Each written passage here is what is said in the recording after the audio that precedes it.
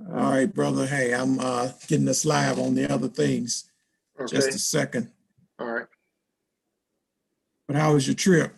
It was cool. It rained most of the way up until we got maybe to Mobile, and then the sun Okay. popped out. So we're supposed to have beautiful weather through Friday, so it should be good. Okay. Yeah, All I went right, out. brother. Hey, I'm getting us live on the other things. Okay. Just a second. All right. But how was your trip? It was cool. It rained most of the way up until we got maybe to Mobile, and then the sun popped out. So we're supposed to have beautiful weather through Friday, so it should be good. Okay. Yeah, All right, brother. Hey, I'm getting us live on the other things. Just a second. all right. Okay. How was your trip?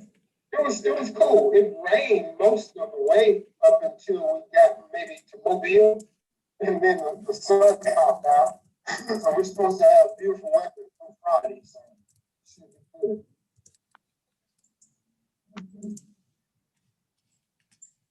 All right, brother. Hey, I'm getting us live on the other things.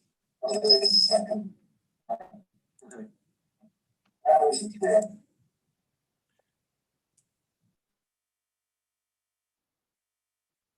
I'm just making sure the broadcast is coming through pretty good. I Okay. think we're safe there. That's why you keep hearing the rebroadcast over because I'm Right. adding to a couple of pages that are out there. Okay. Uh, Yeah, I tried to get it on the beach, but it's so windy you wouldn't be able to hear me. we're back here, yeah.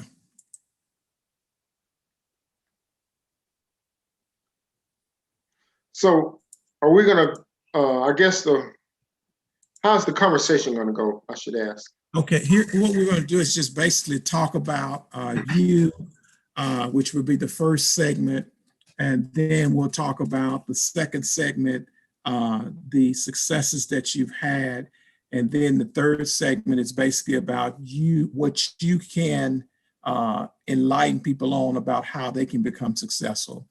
You particular. Second, it'll be about some of the things that you've done, and then third, we want to talk about specifically what individuals can do to better themselves. Mhm.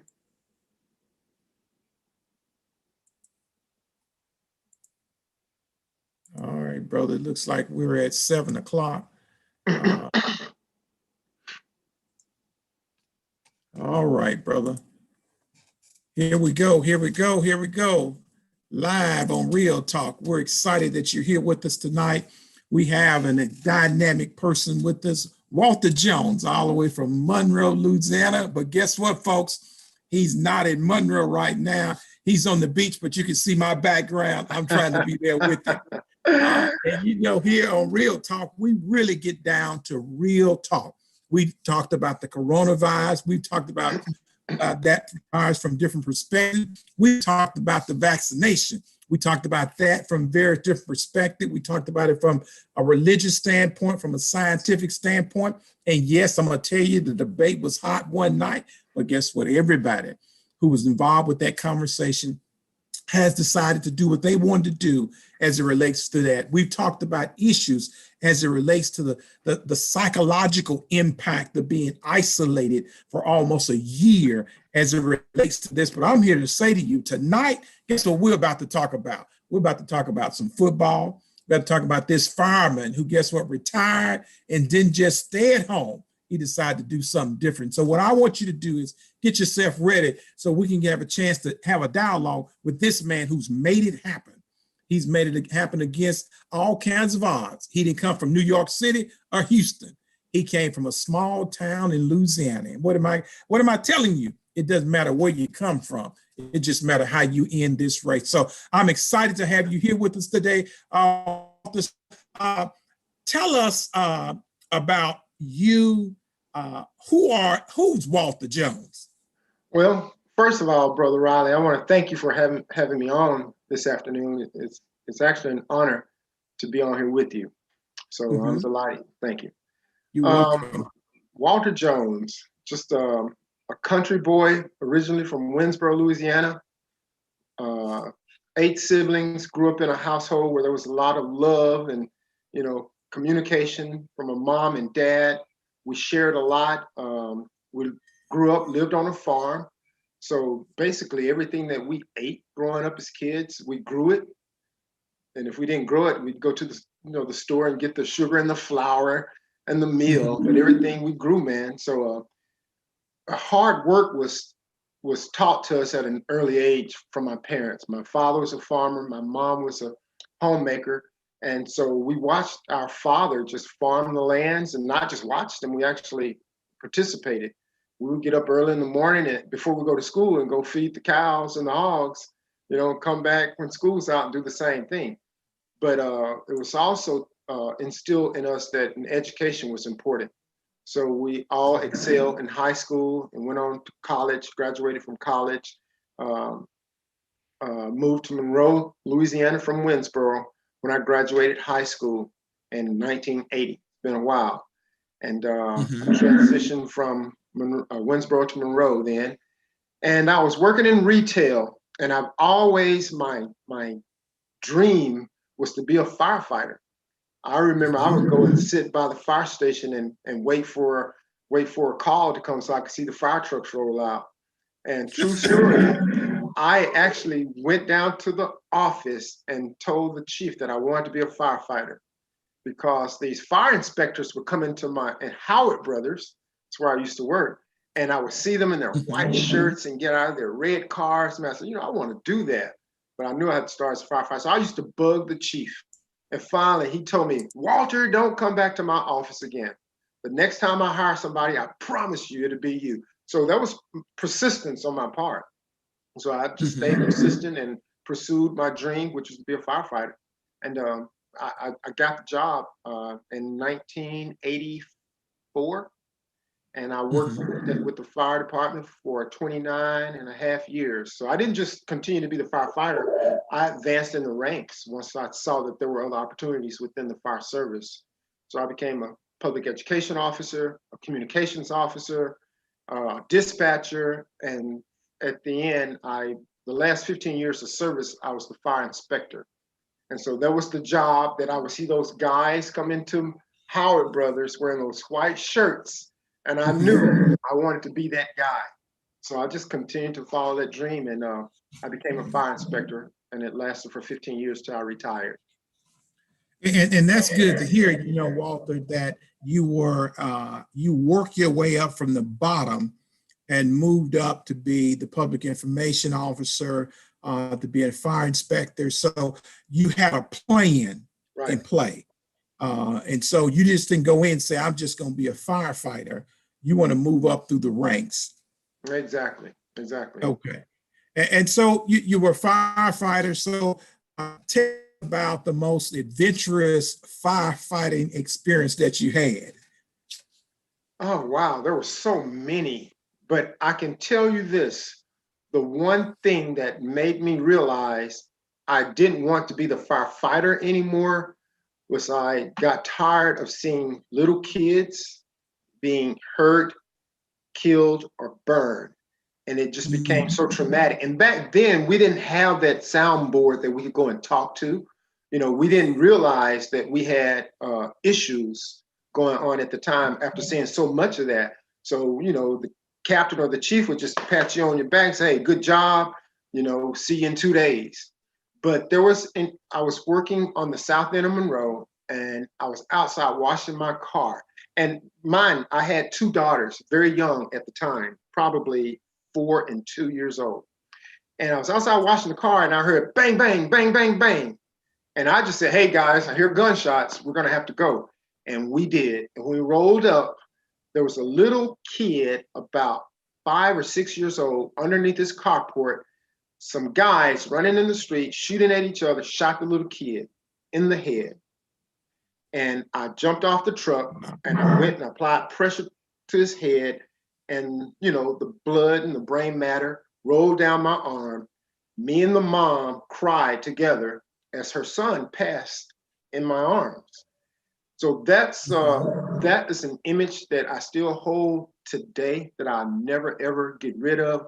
But at that very moment, I'd had enough, and I went back to the station and I called my chief and said, I don't think I can do this anymore. Is there something else that I could do?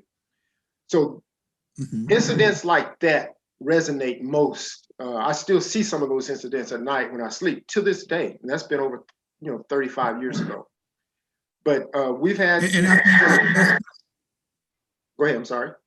And I think that's one thing, Walter, that many people don't understand post-traumatic stress Right. that exists in jobs It's real. like firefighting, policing, even people who are in the church and ministry, people in the social sciences, those individuals who are working psychologists, sociologists, all of these people who are in the counseling profession are the first responding profession. And we know, of course, the military, we got the Vietnam thing and stuff like that, but there are other issues that people are experiencing. Exactly. And you have to have systems in place to help those people be able to get this off of them when they go home.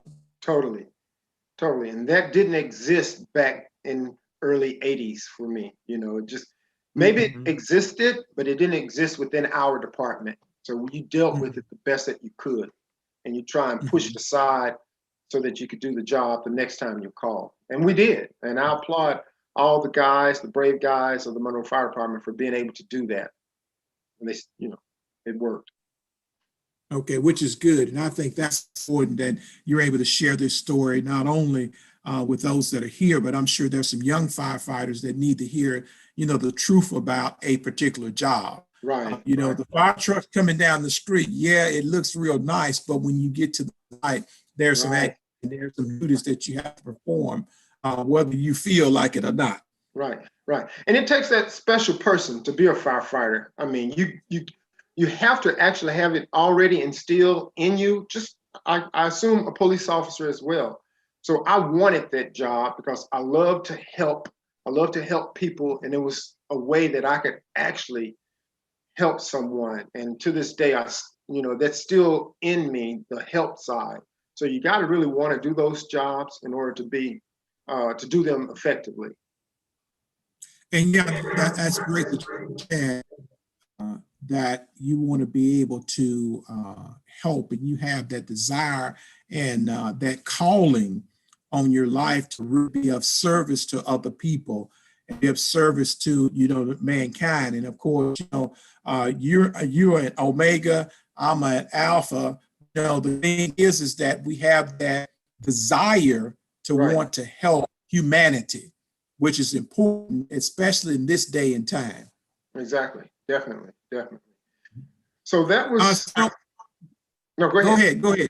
No, I was about to say that was the early desires of my heart, was to be a firefighter. And then as time progressed, and I saw, coming from the country, I really didn't know what was out there, what else existed in this universe, because I was kind of like sheltered in place, living out on the farm. But as I broadened my horizons, I learned and I realized that there were more opportunities available, and there were more things that I could possibly be interested in. And so my interest grew into other areas other than the fire service. And that's how I kind of like got into the area of sports, because I love sports. So the way that we work, you work one day, you're off 2 days, and then you can, get someone to work for you one day, you can have like 5 or 6 days off. So it gave me the opportunity to pursue other opportunities, other dreams. And most firemen, they're going to have at least 2 jobs, the fire department and a secondary job. So, it gave me the opportunity to start my own business. I had a furniture restoration and repair business for about 12, 14 years while I was with the fire service. So I began to learn more about myself when I was 22, 23. And I realized that there were opportunities that existed that I should try and take advantage of. So I was really beginning to learn myself in my 20s. And that's great to hear that you were able to not only do one job, but multiple jobs, and still be able to make a difference in the lives of those people that you were in contact with. Because I think that's part of, with Real Talk, we want people to have the real story about Right. people. So many times we see the folks when they're in the limelight, but we don't see the 30-year struggle to get there. Exactly. Yeah. Yeah. And Yeah. hey, and it was a struggle within the fire service too in the early years because there weren't many minorities on there. So we had challenges, a lot of challenges and hurdles to jump over, you know, and some doors to kick in, but it was worth it, you know, for myself and for those that have come after me. So, you know, it was rewarding to be able to open some of those doors and to, you know, provide opportunities for other minorities, even females in the fire service now. I just want to personally thank you for being a firefighter, and not only a firefighter, for being a firefighter in my hometown, Monroe, Yes, Louisiana. exactly. Oh, Monroe. Thank you for that, and thank you for your service there. And let's move to this next segment, which is the next segment is about, all right, what have you've accomplished? You a firefighter, you had your own business, repair business. So what else have you done in the after the 29 years, or at the end of the 29, going into where you are now? Okay. Well, I suppose before I got to the end of 29, when I realized that my time was winding down, I started to prepare myself for these opportunities after the fire service. So I would go back to 1999. This is when I really got into the sports space. I had a gentleman, real good friend of mine back then. He still is to this day. We still have some business dealings to this day, named Ricky Green. He was a local DJ. And also he moved to Houston, went to work with Master P, and you know, he was partly responsible for the rise of Master P, and Master P appreciated him, kept him on with his team. And fast forward in 1999, when Ricky Williams, Heisman Trophy winner from Texas, came out of college and entered the NFL, No Limit started a sports agency. So Ricky Green came home, sat down at my house, and knocked on the door, came in and sit down. We start the discussion about what they were doing, and asked me if I'd be interested in helping. I love sports, I love football. I'm so like, sure, what do I need to do? There were a couple of kids at university there, NLU as it was called then, that were draft eligible. He said, well, maybe we can go and get these guys. Fast forward, long story short, we did that, and I got into that space. I enjoyed that space. So as I approached the retirement process, I started thinking about how I wanted to maneuver my next move into that sports space. And I had worked with an agent out in Los Angeles for about 12 years, Ted Marshall Brody. And I took a hiatus. My parents both were deceased, and I just needed some time off. But I decided to go back into that space. But the travel from Los Angeles back to Monroe, me raising two daughters, got to be a challenge. So I went to work with a local agent in Monroe. And I worked with him for about 6 years, but I've always wanted to do my own thing. So I built up a network of people around the country in the sports, out of the sports, in the marketing space. And I decided that, you know, I wanted to make my own move, bet on myself, and start my own agency, not necessarily managing athletes, but I love the marketing and the PR side of it. So basically, that's what I did. I left the agent that I was working with in Monroe, and a business partner of mine, Lavelle Levette, out of Houston. She and I started basically two companies, sports marketing group and a media branding group. One Haven, sports marketing, and the Groovy Mango, digital marketing. So I was able to transition from working for someone to working for myself. And it was a process of preparation. And so that's kind of the way that it went. Just started preparing myself for a couple of years before I retired so that I could get into the spaces that I wanted to be in. But it didn't happen overnight. It wasn't one of those things that, bam, it happened. You know, it took patience, prayer, and persistence. Like I told you, that persistence part. I was persistent with it, and I was patient, and I always prayed about it, and just put in the work. And it's going pretty good. It's going pretty good. You mentioned something. I know we're talking about your success there, but you mentioned a couple of times here. Then, of course, I know your story about being a single father raising two girls. We may need to come back and just talk about single fathers raising two girls. We may need to have a show just on that. Well, I guess I can contribute that to my upbringing because family, by all means, was number one in our family growing up as kids. So to me, still this day, family is priority.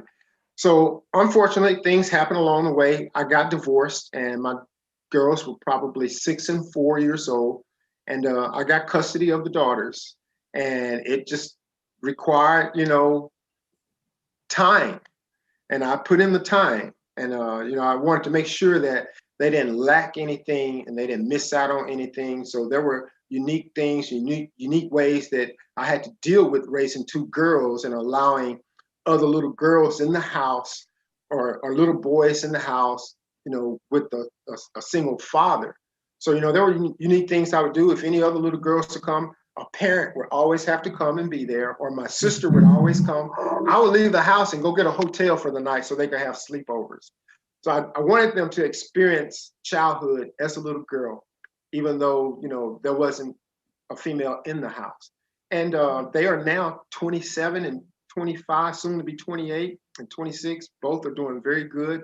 My oldest building her house in Baton Rouge. My youngest, she's about to graduate from college. And so that was an experience. I basically, man, I'm telling you, I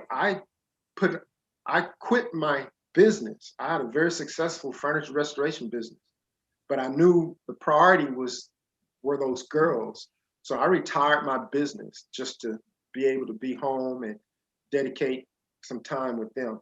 I would literally take them on recruit trips. So I was actually recruiting football players back then too. So we would load up in the car on the weekends when they're out of school, and we would go from Mississippi to Texas to Arkansas, and we sit down with some families, and my daughters are right there with their Teletubbies while I'm talking to the parents, and they just became a part of that. So they grew up knowing a lot of these athletes that are prominent now in the NFL, but to them, they would go to the games with me on Sundays.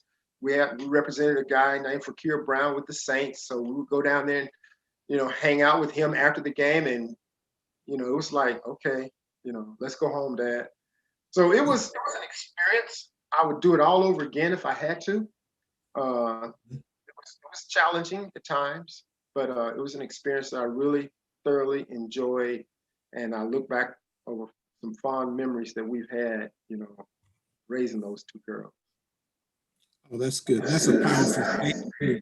In this environment that we're in, it's great to see that there are African American men that are raising their children, raising their daughters, and in some cases they have to do it by themselves. Right. But that deals with that stereotype of men just leave and go on. But there are Right. men that are out there, Of course. and you remind me of my father because three boys. We were raised by my dad for the majority of our lives from 8 years old. And then we had a stepmother for a little bit of time in there, but the majority of the time we were raised by my father, Right. which is, and with me, there's some people say, well, I am uh, cold in some cases. Right. Yeah. Because, and the reason that I'm that way is because it was just men in the house. Right. And, but, back to you, I think that's very important for you and what you've done and how you have actually helped deal with that stereotype of a father being there to raise his two daughters. But thank you. I compliment you for that and say, hats off to you. And I know there are other men who need to hear the story to see it can be done. Yeah, it can be. And I do want to say this, though. It took the village. So I'm not the guy that's going to get up here and say, I did this by myself. No, it took the village. I had primary custody, but their mom was still an active part of their life. I do want to share that. So was their grandmother. So were my sisters, my other brothers. So it was a combined effort, so I didn't just do this alone, but, I did have primary custody of them. They lived with me, and, I had the primary responsibility of making sure their life was headed in the proper direction. But I do want to say that everyone, helped. It was a combined effort. That's great to hear. To hear. The next thing is you talked about your business, the digital marketing business, the Groove Mango. Groovy The Mango. Groove Mango. Groovy Mango. Groovy Mango. Talk to us about that. Well, it's one of those things when you're creating a company or a brand you're trying to develop by the name. So one of my favorite expressions was always, "Man, that's groovy. That's groovy." And so we were sitting, Lavelle and I, just sitting there tossing some names around, and I think I might have said groovy to her a couple of times, and she's like, "That's it, the Groovy Mango." I said, "Okay, I kind of like it." So we ran with it. So that's how the name came about. What's interesting is that Lavelle, man, I love her to death. She's the best partner anyone could have. She's a giver. So she's a best-selling author. She's done Deshaun Watson, Tillman Fertitta, the owner of the Rockets. She's working on Viola Davis's book right now. We did Coach O, Ed Orgeron's book. So she's a best-selling author, and she basically authors the book. And then my company comes in and do the digital content, creating the content to help push sales for the book, creating all the social media aspects surrounding the book, publications, and also the Ebony 75th anniversary. She did that one as well. So I have the responsibility of doing the digital content for that book as well. So basically, that's what we do in that space with the Groovy Mango, and not only with books, but we're in some other spaces outside of literary. We have a podcast network, so we're doing a few podcasts right now. Pat Mahomes is one of the podcasts that's on our network right now, and we're going to end up with maybe 8 to 12 individuals on our podcast network. So with the Groovy side, it's basically digital content and podcasts, and on the One Haven side is more sports marketing, where we are catering to NFL.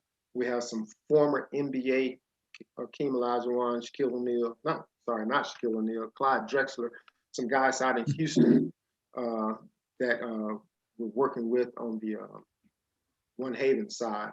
So the One Haven side is centered around athletics and marketing, sponsorship, and the Groovy Mango side is more the digital and the imprint side. Okay. All right. So talk to us about how that happens. You've been an agent before, and that process is, and correct me if I'm wrong, you find somebody at a college, or you find somebody who's in high school that's good enough to go pro and skip college, but that's just like really odd. Right, yeah. Find somebody, and they go to the NFL, and then from that point, you guys pick up on the marketing branding side. Do you just work with NFL players? Do you work at NBA? Do you work with college students? What's the first question is, how does it happen? And then second, who do you work with? Okay. Well, the way that it happens is you have to do some homework. Football. So if the agency that I'm working with is interested in a particular player, you're going to have to do your homework, and you're going to have some relationships within the NFL. Not necessarily have to, but it's great if you do, so that you can call and say, "Hey, what do you think about this guy? What's the possibility or the potential of him making it to the next level?" And if they say, "I think it's great," or you might see something that they don't see, and you think his potential is there. So basically now you just figure out a way to connect with them. Back in the day, it was so easy because the kids stayed on campus. The phone numbers were listed. You just call the dormitory, "Hey, let me speak with XYZ." And the XYZ picks up the phone and you say, "Hey, this is such and such."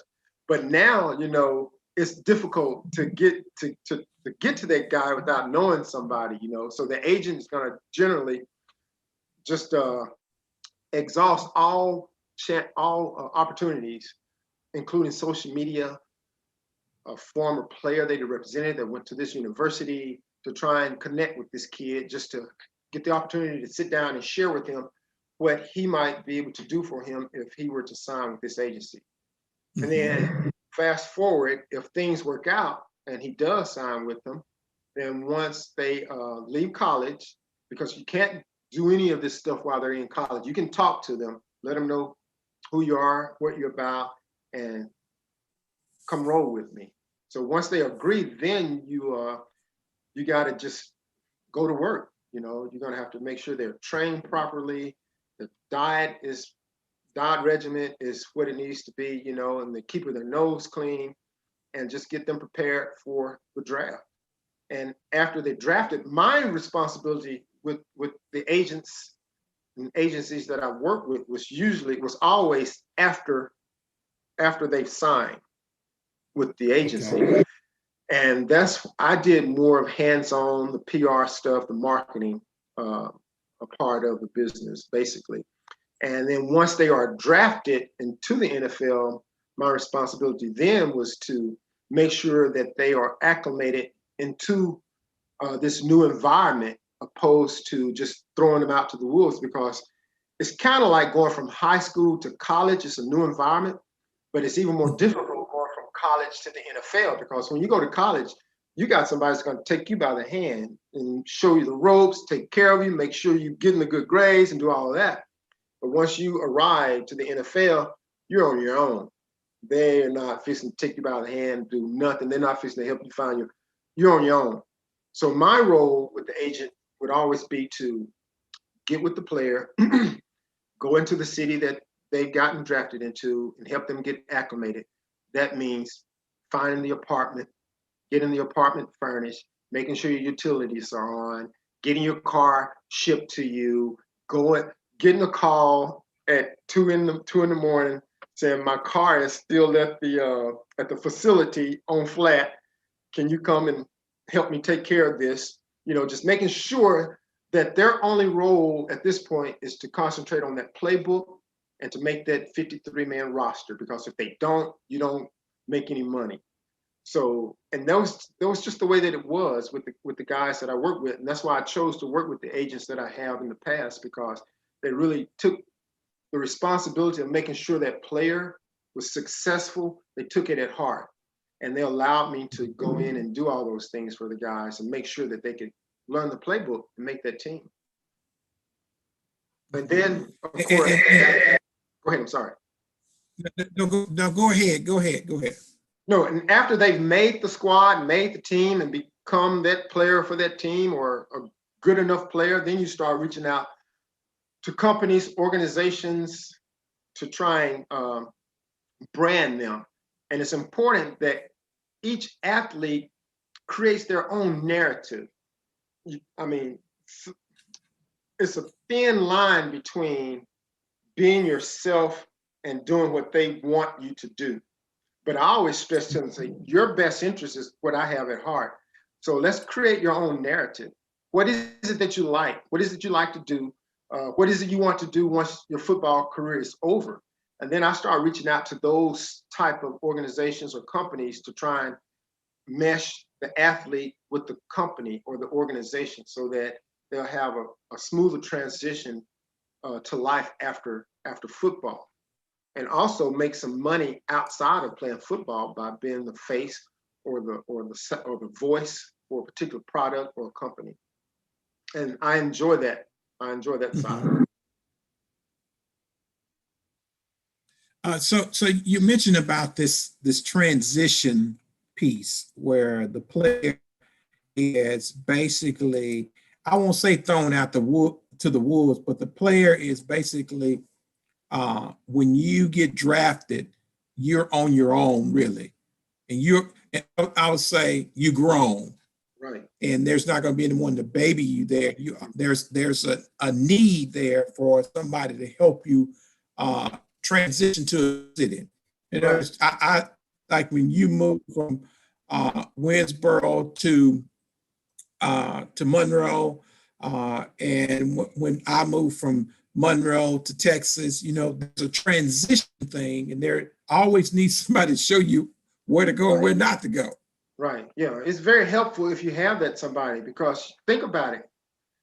Some of these kids grew up the way that I did, rural communities, never been to Milwaukee or Houston, Texas, or Green Bay, Wisconsin, or New York. And now all of a sudden you go from Monroe to New York City, and it's going to be a rude awakening, for you to have to manage this by yourself. So to have somebody there, it just makes it more comfortable for them to transition into manhood and to adulthood, to start their career as an NFL football player. And that's why we did it, just to make it comfortable for them. And by all means, at the end of the day, you'll get those, man, I don't know what I would have done if you hadn't been here, or man, thank you for doing this. Thank you for making sure that happened, because like I said, priority one is to make the team. And if you're not concentrating on that playbook, trying to worry about getting an apartment, getting some lights turned on and all of that, then you're not in that playbook studying. Because you're going to stay in the team hotel for a few weeks. And after that, they tell you, okay, well, you got to move out of the hotel. So you better have somewhere to go. I mean, you're on your own. If you don't have any furniture, you're just on your own. You're sleeping on the floor. Yeah. Yeah. Yeah.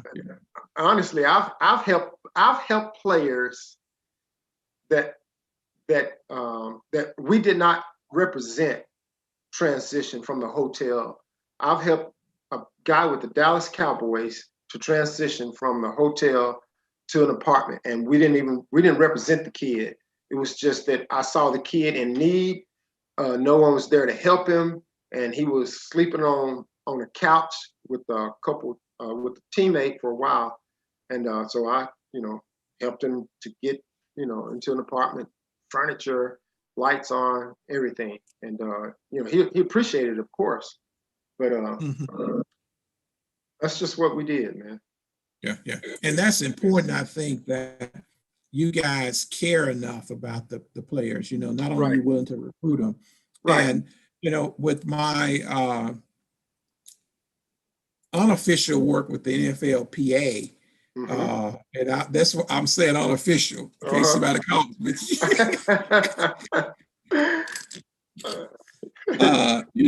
There's some work you do undercover. So right, exactly. Oh yeah.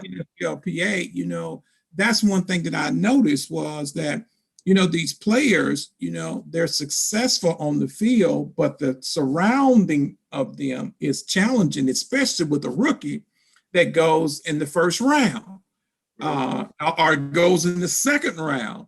And he comes from a Monroe or Winsboro or some small town in Texas, and then there's nobody there to say, hey, man, you have to go over there and you have to pay this deposit to get your lights on. The guy, he's out, he's lived with his mama the whole time. He doesn't know anything about the utilities. And, he knows a little bit about cell phone, but if his parents been paying his cell phone, he in trouble. Right. And so now the kid is worried about these other peripheral things when they should be really focused on the playbook. Right. And you know what? Honestly, when you sit down with the family and the parents are there and you tell the parents, look, this is what we're going to do. This is how we're going to take care of your kid. And when they hear you tell them that, look, we're going to be there. We're going to help him with that transition because we know it's going to be something new. It could be overwhelming and he's got to learn the playbook. We're going to be there, and we promise you that. Call this guy, this guy, this guy, and this guy, and they'll tell you that. Parents want to hear that. And parents they know when you're being genuine and honest, or if you're just telling them what they want to hear and not what they need to know. But they want to know that their kid is going to be in good hands and that he's going to be taken care of. And that was one of the things that we pride ourselves on, and I still do, is to make sure the parent know that the kid's best interest is all that I care about. I don't care about nothing else. I'm good. I just need to make sure you're good, Okay. And that's good to hear. And I think there's a lot more players that are out there, and maybe some high school students. You're looking for somebody who understands what the game is, not only Right, the game on the field, but also the back office stuff or the back right, right. room stuff as it relates to this. And you can be And good on the field, but if all the other stuff is in a mess, it's going to impact your right. performance on the And field. and I spend time talking to the youth about this, especially youth that have the opportunity to play collegiate and possibly the NFL. And there are 3 universities that I go and talk to the draft eligible players about this process and what they need to know and how to handle it and who they need to. Without, I'm not soliciting anything when I talk to these kids. It's just educating them on the process of what it is that they're about to undertake and how to handle it and what to do if they get bogged down, and just prepare. Pre-proper planning prevents piss poor performance, as they say, as we say. Mhm. But Yeah, just yeah. getting them prepared, man. And I Mhm. still do it. I still enjoy doing it, just for the simple fact that I know that I'm helping somebody to get prepared, to get to where they want to get. And it's important. It's important to be prepared.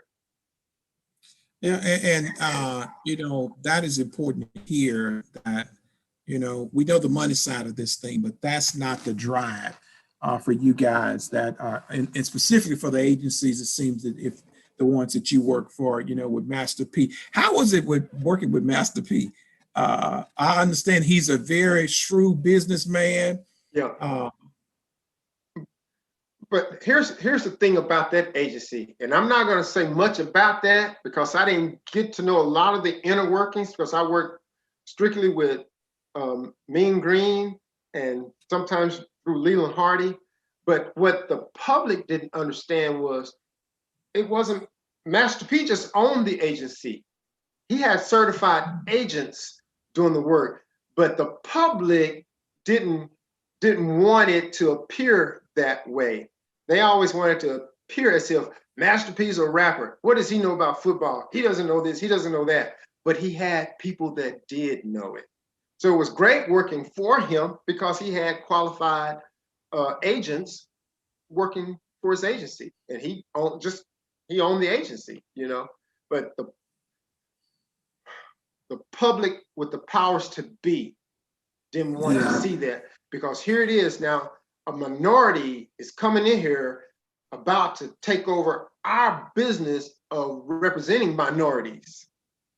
So we need to start representing our own. So here comes Master P. So the powers to be would say everything that they could to discredit his abilities, and unfortunately it worked.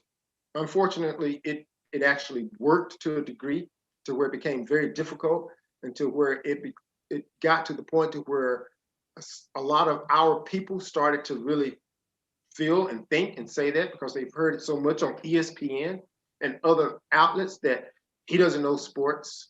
So now my job was basically trying to diffuse what you're hearing, opposed to trying to tell you why you should be represented by this guy. First, I got to break down that barrier that he does know what he's doing, because he's hired qualified people to do it for him. So it became very difficult, very, very difficult. Yeah, and it's just like a guy who owns a gas station. The guy who owns the gas station never pumps the gas, never Right. checks the thing, but he hires people who are qualified qualified. to be there to do that. And I think that's sad to hear. Right. That's what happened there. Right. With Master P, because based on my conversations with people who are close to him and people that have worked with him, he understands the art of business. Right. And that's important to know, for folks who are out there looking for somebody who, one, understands who you are, understands where you came from, and understands what you need to do to be successful. Right. Those are the people that you want to connect with in these folks flashy suit. Right. And not to say, because I have some flashy suits. I'm not saying flashy suits, anything wrong with them, but a person who doesn't have your best interest at heart, nor do they understand who you really are. Exactly. And I will say this too, Brother Riley, since those days, going back to this last draft, I have several minority agents that are killing it now. As a matter of fact, one minority agent had five players drafted in the first round.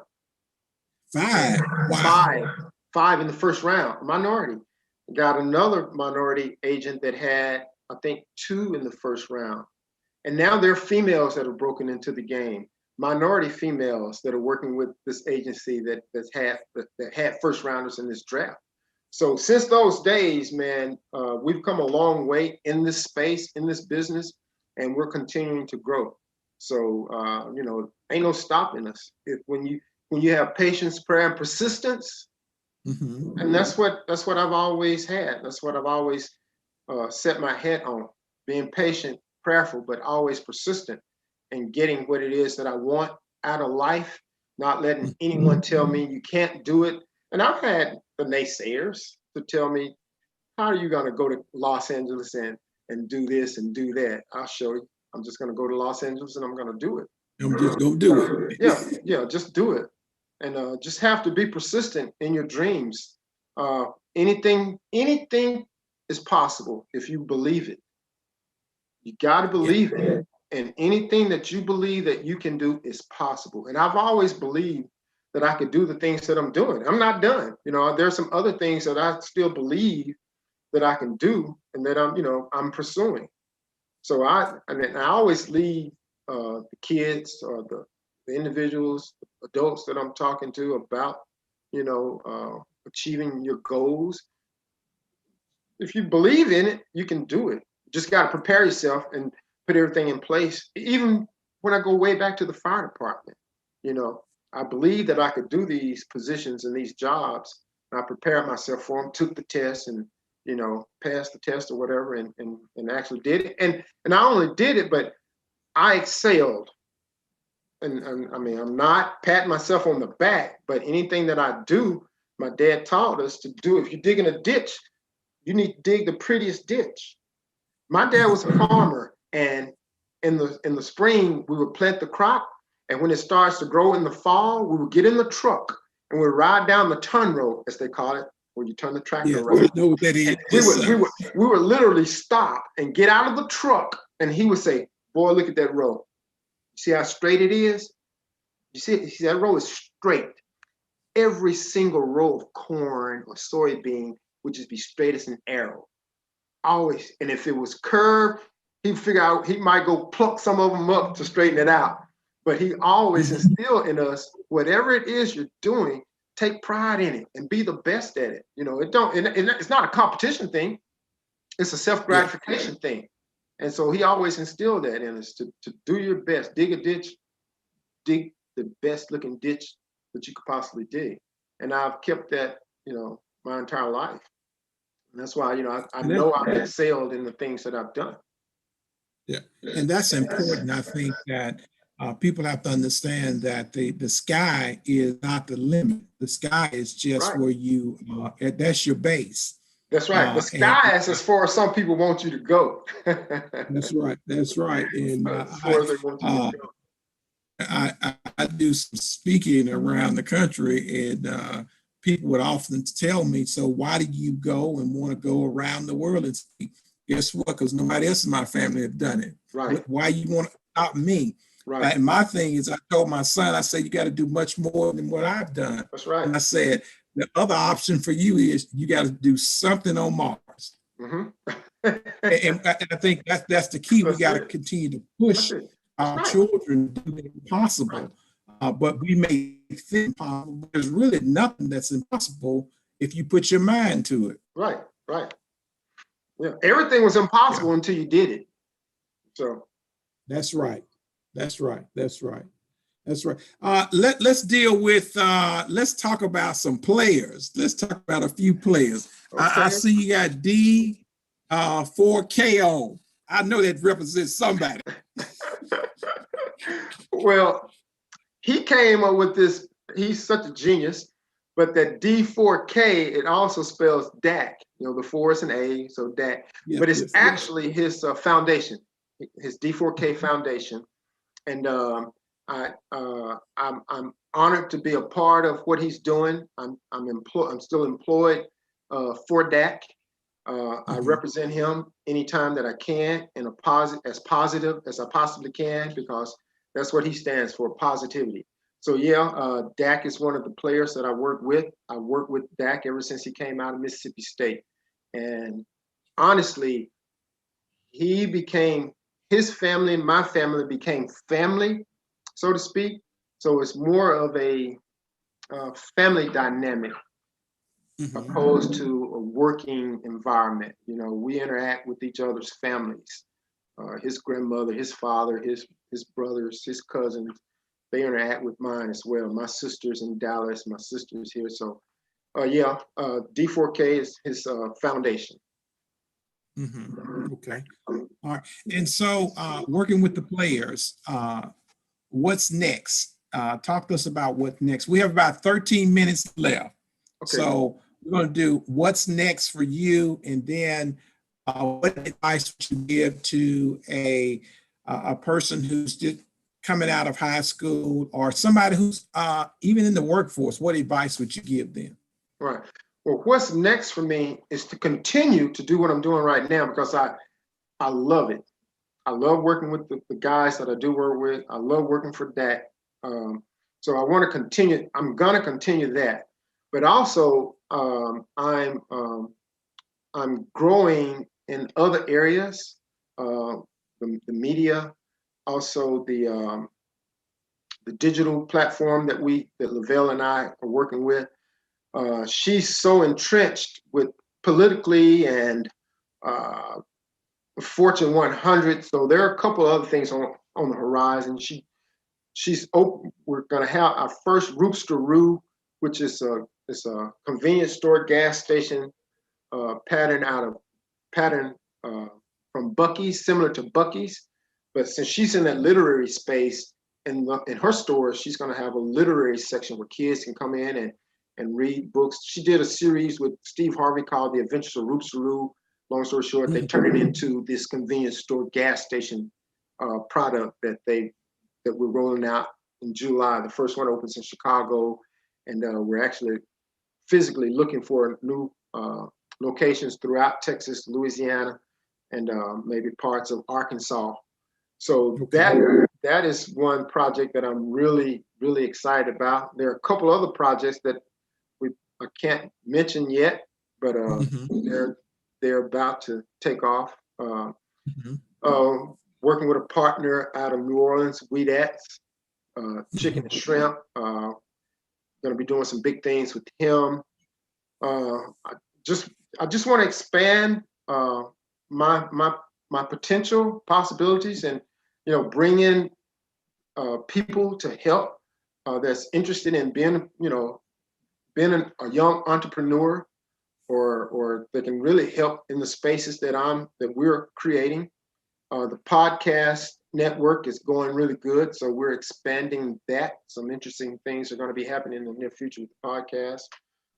Two Friends and a Chef coffee house. We're expanding that. We're opening a new location in Houston, possibly Texas, Texarkana. So those are some of the other things that's in the works, and just a few others that that's under the hat right now. But my thing to anyone, especially high school, especially when you're young and energetic and trying to find your way, and it's just that you gotta find your niche, find something that you like to do, something that interests you, and not make it a job, make it your opportunity that you're about to take advantage of, and just figure out what it is that you'll need to do in order to be successful in doing it, that's going to generate financial security for you in the process. Sometimes that can be challenging. Sometimes you think you know and you don't really want to know, and it's going to change over the course of years at an early age.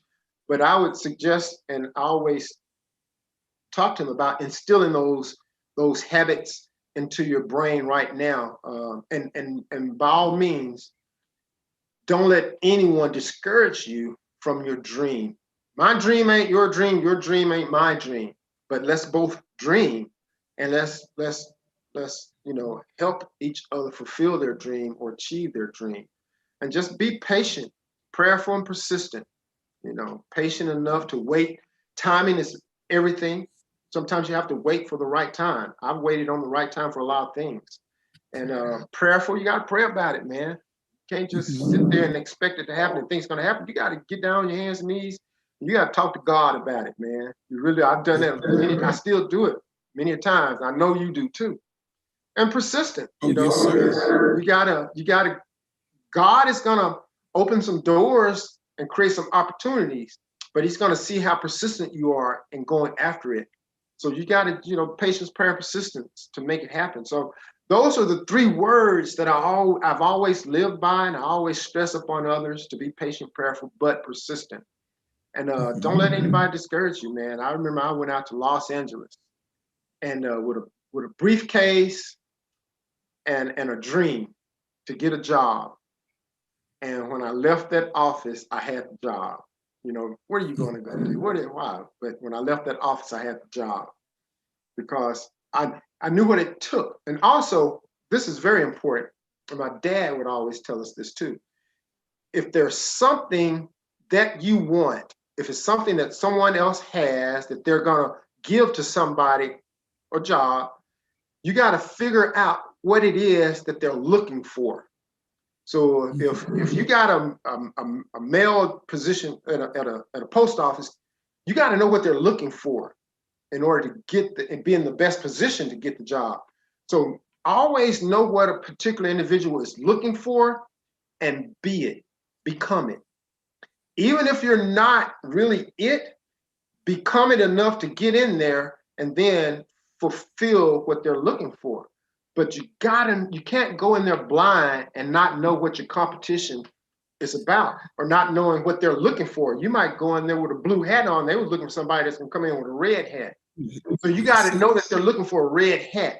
Go get that red hat. Even though red ain't my color, I'm a purple guy. But go get that red hat. I heard you there. I heard you there. That went over a few heads. But go get that red hat, man, and become that guy that loves that red hat until you get into that door and you get acclimated into that job enough where they understand and they appreciate your work ethic and you're doing a great job. And throw the red hat back and put your purple hat on, because that's who you really are. And not to compromise who you are, but sometimes you just have to go outside of yourself to get what you need and what you want, and and still keep your integrity and your dignity about it. But always, always, always know what they're looking for and become what they're looking for. And I've always done that. I've always done that. And that's important that you would say that, because in a book I wrote called Crabology, Yes. The key there to the book is that, you got to understand specifically what role you want to play. That's right. Do you want to be on the court? Do you want to be a referee? Do you want to be a coach? You want to be assistant coach? Do you want to be the water boy? Do you want to be the tile boy? Do you want to be in the stands? Or do you want to be the owner of the team? So you got to make a decision in life what you want to be in a position and live up to the expectations of that particular position. Mm-hmm. And I also encourage people, know who you are and know how far you're willing to go. That's you right. know, some of us are willing to go to the 10th degree. Some folks are just going to go to first base. Right. And whatever that may be, it's your responsibility to live up to what God has placed on the inside of you. And I really believe that God has placed greatness on the inside of all of us. And that greatness is determined based on what he has called the will for our lives and what our purpose is. And I know that you have done some great things. There are greater things in store for you. You and I have had some sideline conversations about some things. And thank you for coming to the great state of Texas and Arkansas. I was enlightened, man. Yeah, I learned a lot. I enjoyed the history lesson.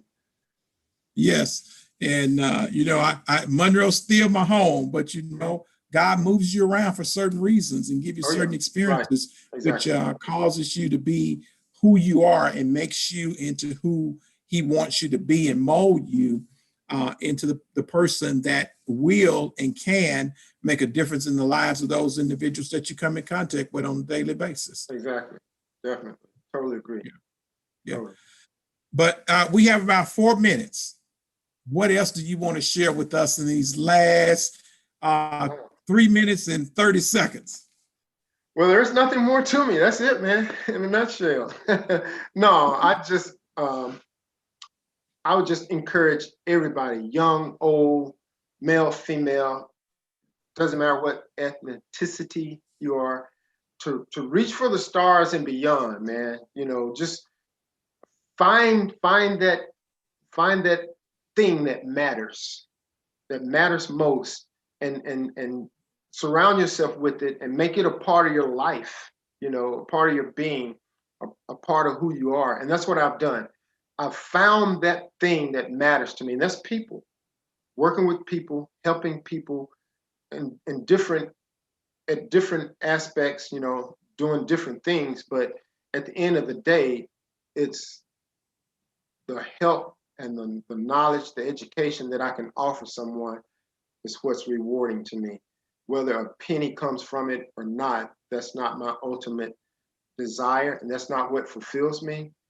I've found that peace by doing what I do, and I lay down at night with a smile on my face. I wake up in the morning with a bigger smile on my face because I'm with my family. I'm married. I have a son, and it's just life is great because I've found that thing that makes me happy, and I've been able to turn it into a livelihood. So I would encourage anyone to do that. Find what makes you happy and make it a livelihood. And that's great to hear. And it's good to know that we have a person who's on tonight who was a single father raising two girls. Now those two girls have another brother, right? Yeah, boy, And I'm sure they've spoiled him, and they're trying. they're trying. Because me And and his mom ain't gonna spoil him, so they're going to take over. so they're Yeah, trying. and I appreciate you coming on tonight and with your life story. To those individuals that are watching tonight or are watching tonight, and those individuals who are going to watch in the future, by all means, just let us know what impact this has had on your life. If you need Walter to come on live on your show, if you have a podcast, or if you need Walter to come talk with a group of young people in your community, I'm sure he'll be willing to make that work. And for those players that are out there, and you feel that, hey, you have what it takes to go to the NFL, NBA, or whatever, and you just need somebody to just say, tell me the real deal. Yep. Here's a person here who can show you the ropes, tell you the real deal, and help you and your family understand specifically what's expected of you once you step into that particular role. Exactly. In each position in life that we're in, we step into a role based on that particular position. Sometimes it's voluntary, sometimes it's involuntary. It's because of our talents and our abilities. But when we step into the role, there's an obligation to live up to the expectations, not only of those people who helped us there, but also there's an expectation that God has placed on us to help lead additional people to a better place in life. I want to thank you for being on with us tonight. It is about 8 o'clock. And I'm telling you, I know there's much more that Walter and I can talk about tonight, but guess what? He's coming back again. And we're going to talk about him being a single father, raising two girls. I know there's some exciting stuff. Walter, I know you had the shotgun at 16 at the door. Honestly, no. Because no, you did. All right. No, we talked, man. Me and the girls, we talked a lot. All so right. that never didn't have to. Believe it or not, didn't have to. That's because we talked from day one, man, about a lot of things. Yes. But thank you for being on tonight. Thank you for your life. Thanks for the legacy that you're leaving in this world. And thank you for the impact that you're having on the communities in which you serve. Look forward to talking with you again sometime. Hopefully this week you and I chat, or next week when you get back off of vacation. But I know you're not on vacation. You're always working. So I look forward to getting with you soon. It was my pleasure, man. I enjoyed it. Thanks for having me on. Looking forward to coming on again. All right. Thank you very much. You guys have a good night.